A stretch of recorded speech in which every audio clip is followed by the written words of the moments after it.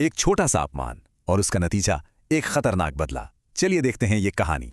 कभी सोचा है कि सिर्फ एक कानाफूसी में कितनी ताकत होती है? ये कहानी इसी के बारे में है।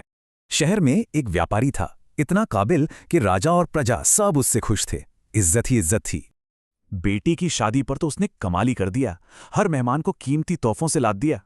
लेकिन फिर हुई एक छोटी सी गलती जिसने सब कुछ बदल कर रख दिया।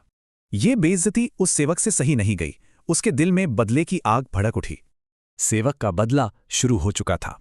उसने चुपचाप राजा के कान भरने शुरू कर दिए। सेवक ने पहरेदारों के सामने ताना कसा और व्यापारी को समझ आ गया कि ये सब किसका किया धरा है।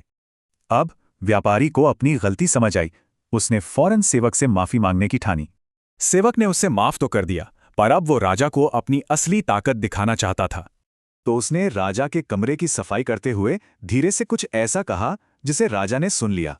राजा को एहसास हुआ, अगर सेवक मेरे बारे में ऐसा झूठ बोल सकता है तो व्यापारी के बारे में भी बोला होगा।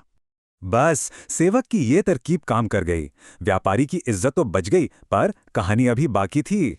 अब जब सबका भरोसा वापस मिल गया तो उसने अपना आखिरी और सबसे खतरनाक दांव चलने का फैसला किया।